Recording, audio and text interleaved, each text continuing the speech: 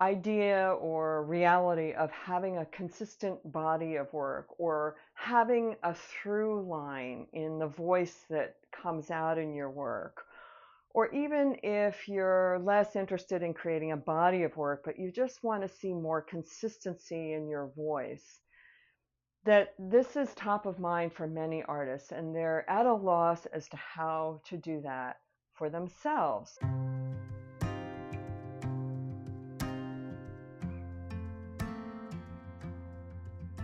Hey everyone, welcome to Whole Artist Mastery. I'm Marianne Mitchell. So it's great to see you all again. I've been on a little bit of a break for the last 2 months, and I'm very excited to be back with you. And I'd like to extend a very special welcome to new viewers. And I want you to know that I do this because I so enjoy sharing the wealth of expertise and knowledge that I have gained over the 40 years I've been a professional artist. And really for about the last decade, I've been mentoring artists who are really wanting to find their artistic voice and have that make compelling work that they can really connect with. And then to answer the question that we all need to answer, which is, how do I want to show up as an artist? So if this is something that you feel really resonates with you, I invite you to subscribe to the channel and hit that little bell icon, and you will be notified whenever a new video comes out. I look forward to seeing you in future videos. But what I want to share now is that I've been thinking a lot about, in the last couple months, about all the conversations, reflecting on the conversations I have both with the mentorship artists that I work with, as well as comments in older videos that I have. And it's quite apparent to me that the idea or reality of having a consistent body of work or having a through line in the voice that comes out in your work, or even if you're less interested in creating a body of work, but you just want to see more consistency in your voice, that this is top of mind for many artists, and they're at a loss as to how to do that for themselves. So they've taken lots of classes and gained a lot of experience in terms of technical facility and skills with different kinds of medium, and they're still kind of lost and disconnected with who they really are. So I want to talk a little bit about how you can connect with yourself and how that determines your particular use of visual language. So first, it's important to understand the difference between artistic voice and your artistic style. Most people talk about wanting to know their artistic style, but really what it is that you want to have a much greater understanding of is what your artistic voice is. So what's the difference? Well, we all have a voice, right? I mean, you're listening to me right now. So the sound of my voice now most likely is different than the way or the style that I'm speaking in right now. I can tell you 100% for sure it's totally different than when I'm talking to my kitty cat, who has just brought me a nice little present that I have to clean up off the floor, which happened yesterday morning. Um, when you live in the farm on, rural property, you have all kinds of creatures. So the tone of my voice, the style of the way I was speaking to Remy yesterday is totally different than the way I'm speaking now. And you can also tell just in the way that I'm speaking now that the style of my voice is a little different than when I started off. Just like, let's say you haven't spoken to an old friend for many, many years, and the sound of their voice as you remember it is quite different than what it is now, years later. But in this particular kind of through line, you always know that it's that person's voice. You can tell that there are a lot of different styles that live within the voice of yourself and those around you. Um, so it's the same in our work. We have an inherent voice that shows up in every single painting. And yet, we may have many different styles, but all of those styles are actually related. And sometimes it's really hard to see how they're connected, and other times it's very obvious. So part of my job in working with artists is to help them see the connections when it's difficult for them to see it themselves. Just like for me, sometimes it's difficult to see what's going on in my work, and it's always important to have an objective view or help you see things that are difficult for you to see. Um, so it's the other thing I want to say is that how wide the range of your voice is really um, less important than knowing what the range of your voice is. In other words, take the Italian painter from the early part of the 20th century, Giorgio Morandi. He painted the same bottles and vases for 60 years. It would have driven me nuts. But you can tell that he was in love with these bottles and vases to the very end, and you could see the progression in his work over the decades. And some of the paintings are just, almost Zen-like. He really transcended those bottles and vases in many of his paintings. By contrast, the German painter, who's a current painter, he's in his 80s, Gerhard Richter, which a lot of you may know, is famous for the fact that he has no style. He's been interviewed about this. I have no style. Style puts boundaries on me, and I have no boundaries. There are no limits. I do everything. Well, actually, that is his style. But the point is that you have these two extremely talented, very well-known classic artists who are completely different in the range of their style. Giorgio Morandi has a very narrow range, while Gerhard Richter's range is pretty much limitless. So I want you to think about that, and it's true with some people's voices, that some voices are more monotone and others have quite the range of sound depending on the style that they're using. So how do you discover what your artistic voice is, and how do you know whether you have many different styles or one different style? Well, I believe that the foundation for knowing what your voice is has to do with these three factors. Number one, your mindset. Number two, your willingness to be honest and dig deep within yourself. And number three, your ability to show up and do the work and to be the work. So I'm going to get into each one of those things in detail here. So let's start with mindset.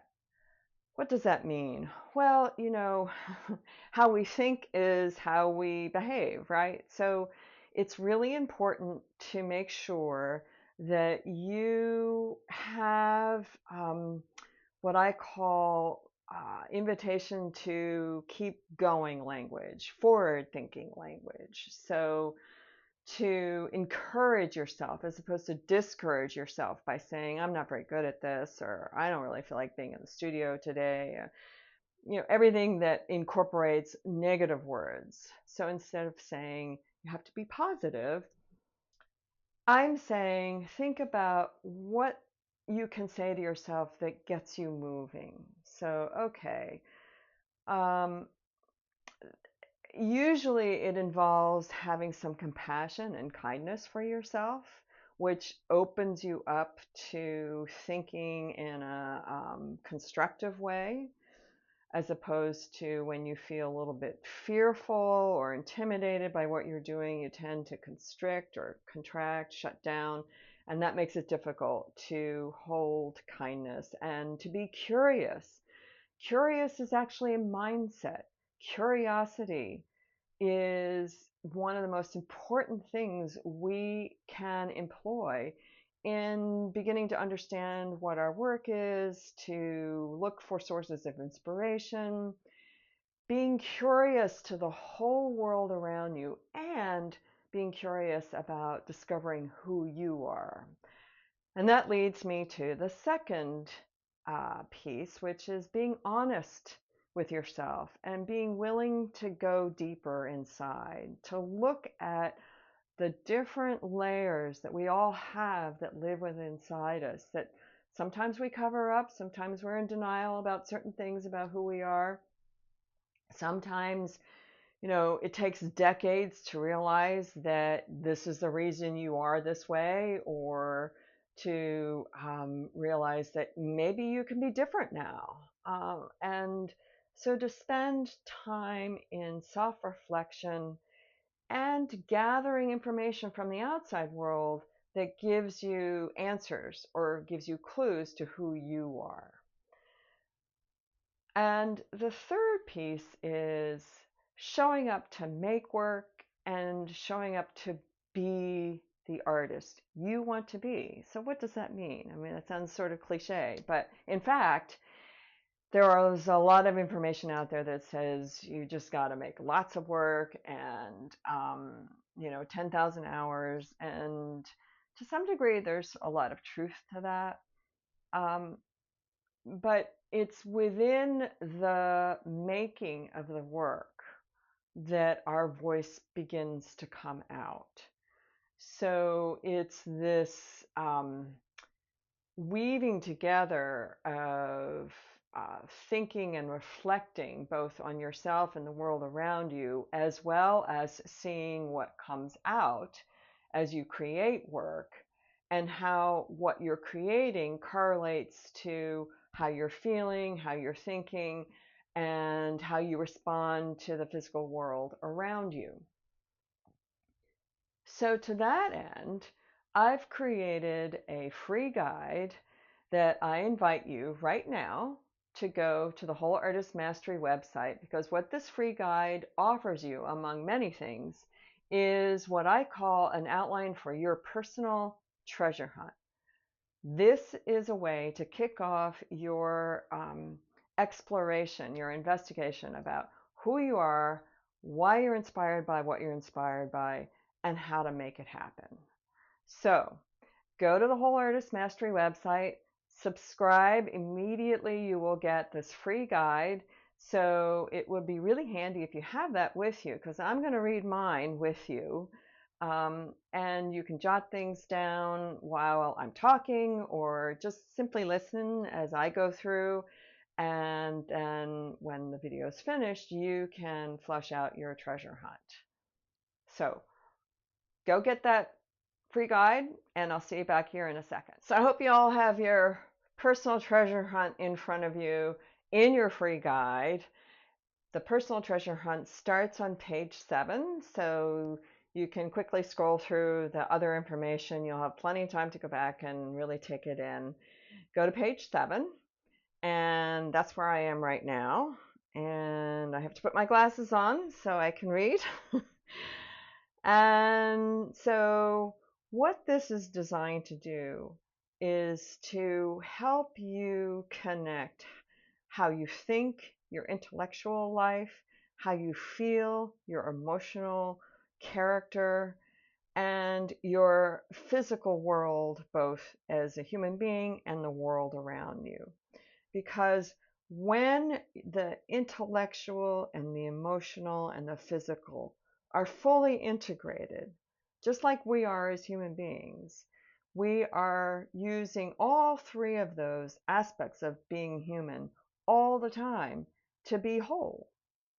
So when these three things are fully integrated, they create what I like to think of as this perfect triad. And you have the sense of unity, of wholeness, of equilibrium in a painting, in a human being, in an experience where, sometimes you can walk into a building and you just feel this incredible sense that you're really unable to put a word to or be able to explain. That's one of those experiences where the structure of the building, the way the light comes in, the materials all have come together to give you this sense of wonderment, I guess. I mean, I grew up with parents who are architects, and I'm married to an architect, so buildings are a big deal in my life. And you might even see that in the structure of my paintings. So, anyway, that's a whole other video. Um, so, let's get into the personal treasure hunt here. Uh, we're going to start off with the intellectual aspects of who you are as a human being. So, the questions are, what do you enjoy learning about? What intrigues you? What are you curious about?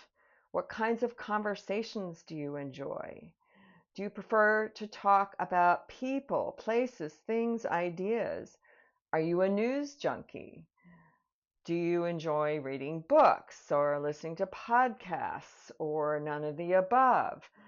Um, what media do you like listening to? Or do you even listen to the radio, to watch television, to whatever else there might be? Maybe AI at this point has a news show with all fake news.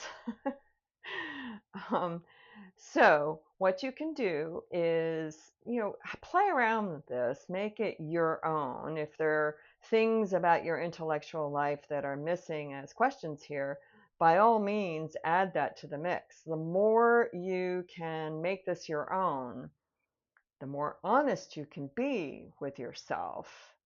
As opposed, I mean, there's absolutely nobody here that you need to impress or show this to. You can if you want, but the idea here is to really uncover and reflect on and discover, well, gee, maybe I'm actually more interested in articles about psychology than I thought I was. So have fun with this. The second section is focused on how we're built emotionally. So the questions are, what are some words that best describe you? Examples include highly sensitive, easygoing, open-minded, judgmental, analytical, free-spirited, adventuresome, quiet, introverted, extroverted, anxious, old soul, youthful, and you can go on and on. But I also like to add that think about how you're built emotionally. Some people are just naturally very calm, and very little gets them angry or raising their voice, and they just kind of roll through life like this. I know very few people like that, by the way. And if you're one of them, I'd like to know you. Other people go up and down and up and down and up and down, and they blow the top of their head off, and then they're fine. It's like, a storm came through, knocked everything down, and then the clear blue sky comes back out and they're fine. Other people go along very smoothly and then back go up like this, and erupt because they've been keeping it all in, and then they erupt. And so think about, and this is another area where you really have to be honest with yourself. There is no right or wrong or good or bad way to be built emotionally. The whole point of this is to know how you work emotionally and how sensitive you may be, how much of a sense of humor you have, how serious you are. Do you tend to judge people a lot? Do you judge yourself a lot? All of that, and then how do you feel when you judge yourself all the time? And notice what happens in your body. Do you contract when you start to judge either yourself or other people, or do you expand? All of these things, believe it or not, show up in your artwork. It may really take a while before you start to see these connections, but they're there. And that's part of what this treasure hunt helps you do. So we're going to get back to the last piece, which is the physical aspect of who we are as human beings and living in a physical world. So what I mean by living in a physical world is our environment, our physical environment. So what environments, effects, and materials are you drawn to and why? This does not have to be either or like or dislike, but it will be helpful to hone in on your preferences. So here's some starters. Do you like the city or the country? Do you like the mountains or the prairie or lakes or oceans? Do you prefer summer, spring, winter, fall, all of the seasons? Do you like either cold weather, cool weather, really hot weather, or just warm, temperate weather, or all of the above? Do you prefer modern architecture or historic architecture, classical architecture? Would you rather be in Rome around the ruins or in some modern city around the world that has currently escaping me what that might be? um, Maybe you live in one. I don't. um, Smooth, rough, craggy, spongy surfaces and textures. Do you prefer the sunshine, intense light, or do you prefer diffused light and foggy, misty weather? Are you a big sky country person, or do you prefer living in the woods where you feel enclosed most of the time and you can see the light sort of filtering in? What about textures? Do you prefer thick, buttery, fluid textures? Luminous, shiny, patinaed surfaces? Oils, watercolor, gouache, collage in terms of mediums? Wood, paper, or canvas for painting on? Brushes, squeegee, palette, knife, stencils, and other tools? Do you prefer to paint in the studio or outside on plein air? These are a lot of questions to take in. And so it takes time to kind of, sift through all this stuff. But it will be so much fun and so illuminating when you start to see, the fact that I like smooth surfaces might correlate with the fact that I basically like to run calm for most of the time. But, sometimes I like to have this shiny, bright, sharp object in the window. Well, that might correlate with maybe you like to go along smooth and then you spike in your emotions. I don't know. I'm sort of making this up as I go. But this is how you start to draw the connections is how do your answers correlate with visual language?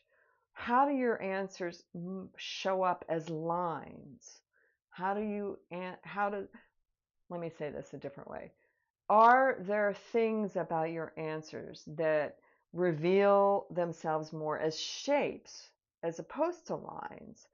Are there things that really speak to high contrast values as opposed to mid-tone values?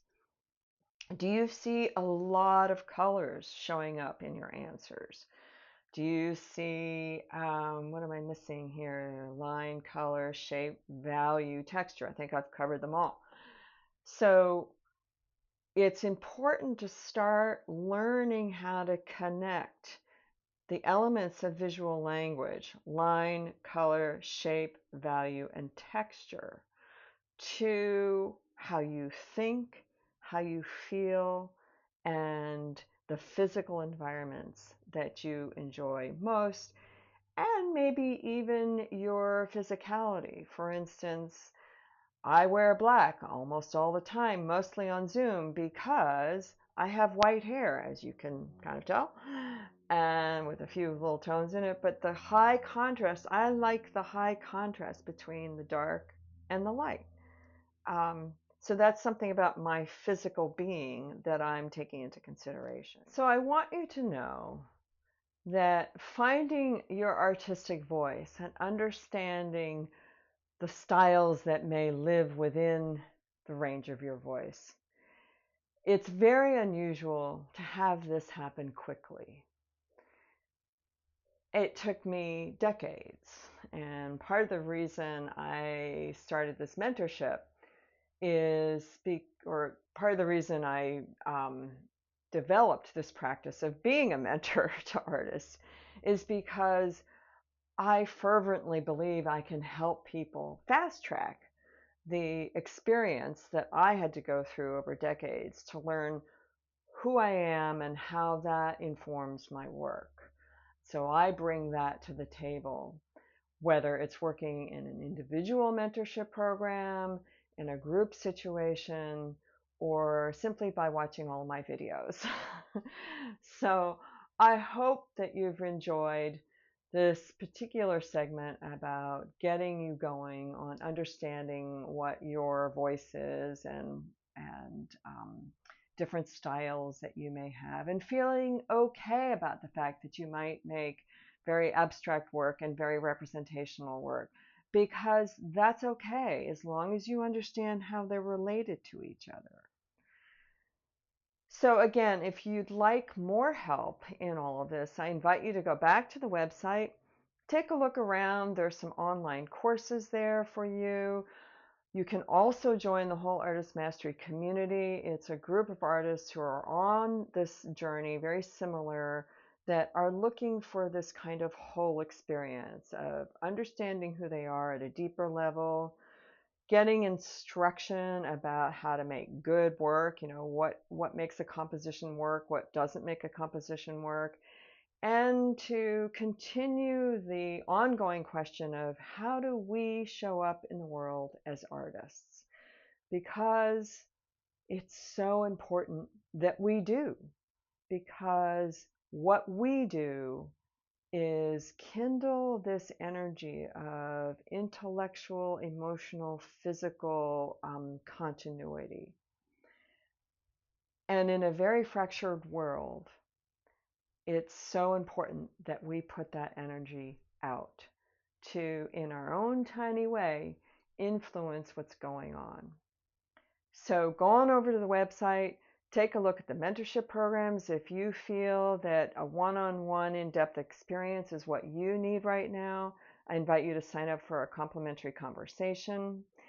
If you're more interested in kind of small group work, we're very excited. We're about to launch in the next few months a special mentorship group, small group program, which you'll be hearing more about. Again, there's some online courses, and I invite you to join the community. It's a lot of fun. So thanks so much for watching, and I'll see you next time.